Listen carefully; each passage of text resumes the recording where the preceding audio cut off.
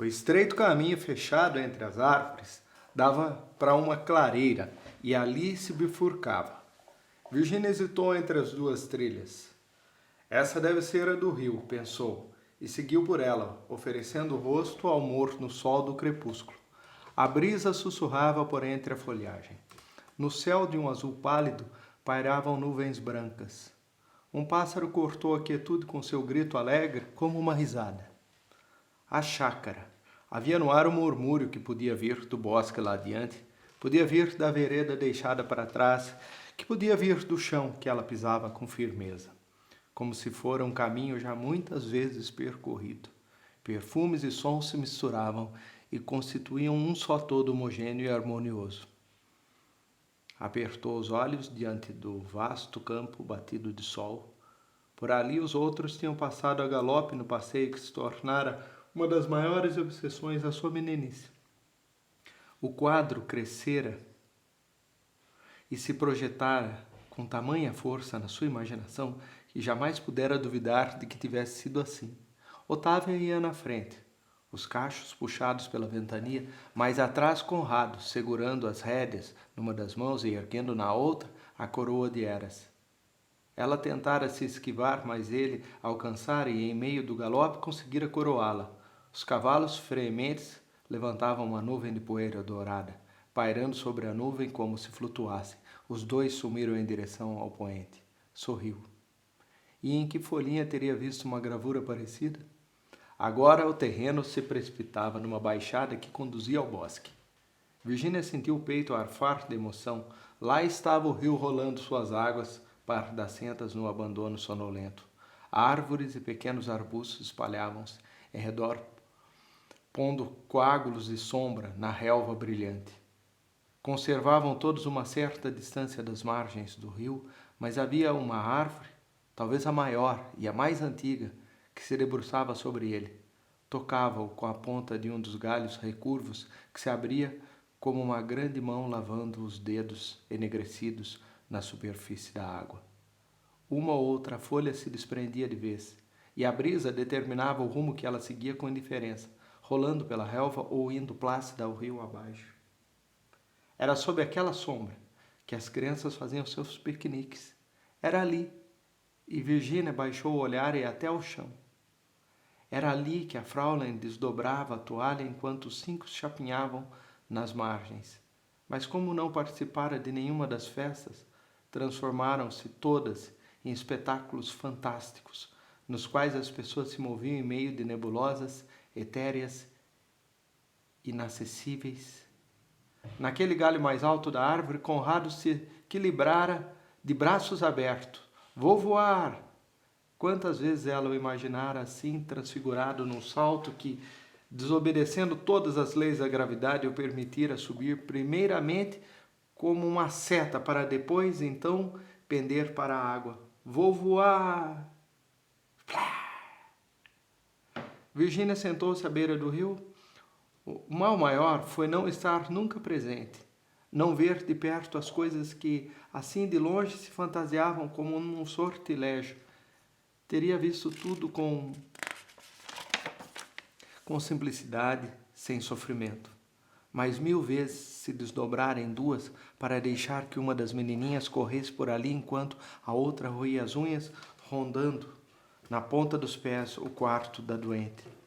E aquela que fugia voltava depois contando coisas extraordinárias. Mergulhou a mão na água, deixando que a correnteza suave levasse seus dedos. Os semideuses eram apenas 5 criaturas dolorosamente humanas. Existia em verdade o cenário. Esse era real e permanecia tal qual imaginara, fiel na sua força revelada naquele tronco, fiel na fragilidade resumida naquela formiguinha a subir ousada por um fiapo de relva. Existia, isto sim, a música no ar, branda como a quentura, de um ninho no qual a vida é bem-vinda, como bem-vinda é a morte. Volta natural aos elementos. Existia a natureza. O grito do pássaro desconhecido voltou a rasgar o céu. Virginia estremeceu. Aquele grito era igual à risada de Otávio. Inclinou-se sobre o rio e pareceu-lhe ver, emergido Do fundo das águas, um rosto de olhos a se diluírem como 2 gotas de tinta. Os cabelos verdes, de erva, abriam-se mansamente em tufos que a correnteza ondulava. Otávia. Mas a face se desfez e desapareceu na superfície. Retirando a mão da água, mergulhou-a na relva. Não. Tudo aquilo já era passado. Chegara a hora de dizer-lhe adeus. O fluxo da vida que corria como aquele rio era tão belo, tão forte.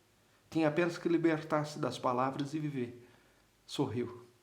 Agora os passarinhos conversavam em segredo enquanto se aninhavam em meio do arvoredo. Lembrou-se de irmã Mônica a lhe perguntar se era feliz. Sinto uma grande tranquilidade, respondera, consigo mesma, uma grande indiferença, desde que tranquilidade e indiferença, no fundo, significavam a mesma coisa. Só agora via o quanto se enganara. Indiferença era a paz estagnada de Otávia, e tranquilidade era aquilo, aquela quietude sob a qual a vida palpitava. Achei-a, pensou, fechando lentamente a mão, e colheu uma libélula que vinha a se debater debilmente na correnteza. Colocou-a na haste de um junco, mas as longas asas continuaram grudadas ao corpo, paralelas e transparentes como um esquife de vidro. Soprou-a em vão. Estava morta. Deixou-a, mas continuava a observá-la. Era natural que outra libélula passasse por ali voando, como era natural aquela estar imóvel. Vida e morte se entrelaçavam. E se no momento era difícil amá-las, impunha-se recebê-las com serenidade. Agora as asas da libélula estremeciam. Moveu as patinhas com esforço. Virgínia aproximou-se fascinada. Parecera morta quando a retirara, e eis que as asas, secas sob o sol, já tentava alçar voo. Soprou-a. Vá, não perca tempo. E vendo-a enveredar-se por entre os juncos, ficou sorrindo e pensando que mais importante do que nascer é ressuscitar. Encolheu as pernas, no gesto antigo de enlaçá-las, para apoiar o queixo nos joelhos. Extraordinário. Não acreditava, pois nunca vira, mas muitos também nunca tinham visto e, contudo, estavam certos. Bem-aventurosos que não viram e acreditaram. Ele dissera, nisso estava o maravilhoso, não ver, não receber qualquer sinal e acreditar. Cerrou os olhos e ficou algum tempo assim imóvel, concentrada. Também ela não precisara ver, e toda a sua vida nunca precisava ver, desde que passara o tempo no jogo do faz de conta. Faz de conta que Deus existe, mas a experiência a ensinar a ser este um jogo perigoso. Num minuto o jogador tem tudo, para no minuto seguinte ficar de mãos vazias. Era preciso senti-lo. Para senti-lo precisava ter fé, e fé que surgisse com a espontaneidade daquela relva. Meneou a cabeça.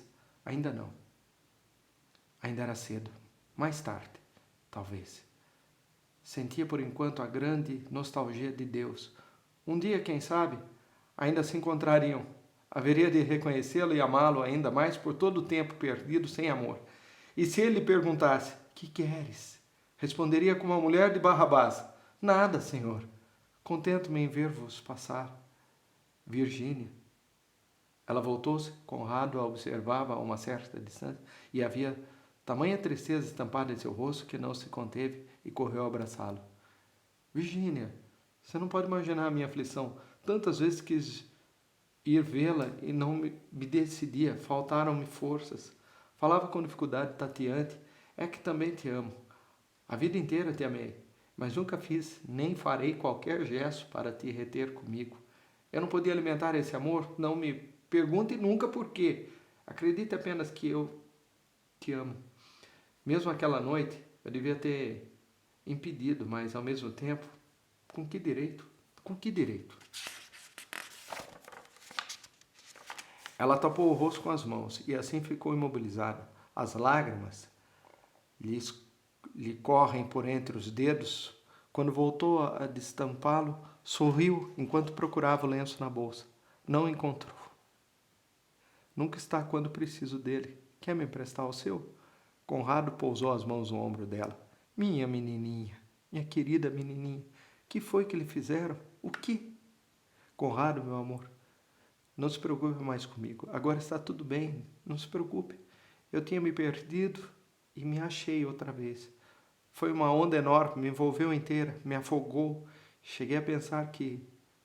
Mas passou, agora tá tudo bem. Eu queria tanto ajudar e não pude fazer nada, nada. Ela segurou fortemente pelos pulsos e encarou. Mas agora está tudo bem. Você tinha razão, Conrado. Atravessei as provas sem me queimar realmente. Foi duro, mas passou. Nós nos amamos. Não quero mais nada. Juro que eu não peço mais nada, a não ser essa certeza. Acredite em mim. Não quero mais nada.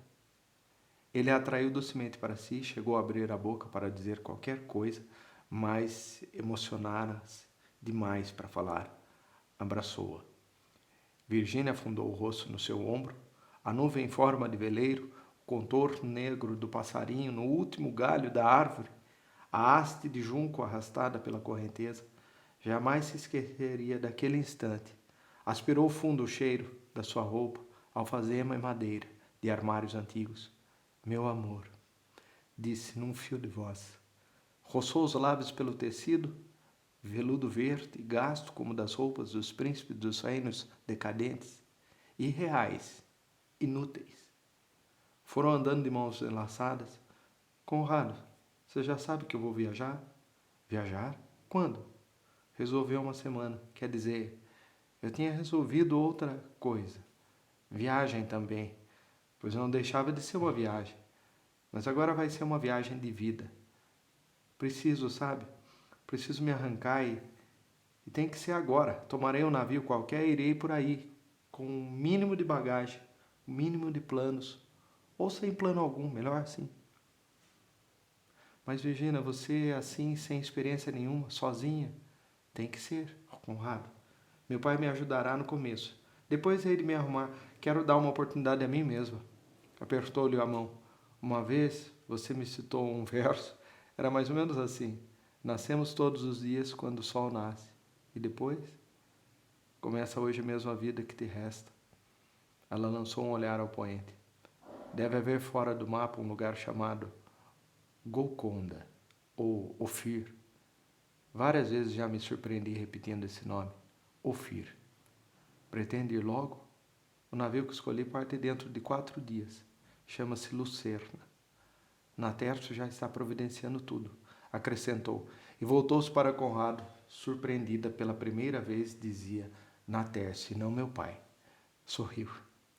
É um navio pobre, boêmio, desses que vão costeando os portos, um dia aqui, outro lá adiante, numa viagem confortável, vadia. Eu que sempre fui medrosa, não sinto mais medo, e isso para mim é tão extraordinário que às vezes tenho vontade de gritar de alegria. Libertei-me. Vou estudar, trabalhar. Em quê? É o que eu vou saber. Mas qual é o seu itinerário, Virgínia? Não me pergunte, Conrado, porque também não sei ainda. Quando já estiver no mar, decidirei. E de me guiar por alguma daquelas estrelas. Ela me dirá onde devo descer. E no outro tom, Conrado, ao menos isso eu quero, já que é preciso aceitar a vida, que seja então corajosamente. Várias vezes a imaginei assim mesmo e dizendo essas mesmas coisas. E me vi falando como falo agora. Eu já sabia, Virgínia. Eu já sabia. Deixo-lhe meus livros, foram do meu pai, agora serão seus. Gostaria de lhe mostrar os meus preferidos, mas não há mais tempo, murmurou, fixando-se no perfil, grave e fino, qualquer coisa de vacilante. Meu príncipe. Daniel era da mesma família de delicados, tão delicados. Quer dizer que não nos veremos mais? Virgínia, minha Virgínia, tudo tão rápido. O rio já ficara para trás. Vista assim do alto, a copa da árvore era uma cabeça amável, inclinando-se sobre o espelho móvel das águas. A despedida deve ser aqui, disse ela aproximando-se mais. Eu pretendia conhecer a casa, mas já está tarde. Devo ir antes que anoiteça. Mas sozinha? Virgínia, espera. O carro está na estrada. Não tem problema. Acariciou-lhe o queixo. Você não é muito de escrever cartas, não, Conrado? Fosse qual fosse a resposta, tinha certeza que não haveria correspondência. Ou melhor, haveria nos primeiros tempos. Depois, as cartas iriam rareando. Depois, Nada. Conversaram meio fragmentadamente sobre lembranças comuns, mas tudo em meio de longas pausas. Tinha atingido um ponto em que as palavras já se tornavam desnecessárias. Ao atravessarem a clareira, ele retardou o passo. Hoje é o último dia do ano. Podíamos ficar juntos. Virgínia, já quer mesmo ir? É preciso, meu amor. A despedida não pode se arrastar, ficaria dolorida demais. E vendo que ele se dispunha a acompanhá-la pela vereda das árvores, deteve-o. Fique exatamente aqui onde está, no meio do caminho, ou me voltarei para vê-lo assim, debaixo desse resto de sol. Quero levar isso comigo, entende? E assim saberei que ainda é dia. Trocaram um leve beijo. Depois ela prosseguiu sozinha pelo estreito caminho de sombra. Quando julgou ter atingido a metade, voltou-se. Lá estava Conrado, na mesma posição que o deixara, de pé na clareira, mas os frouxos raios de sol que o iluminavam já tinham desaparecido. Apagou-se, pensou ela, acenando-lhe pela última vez. Ainda ouviu o grito do pássaro rompendo a quietude, porém não o achou mais parecido com a risada de Otávio. Era apenas um som anônimo, perdido na tarde.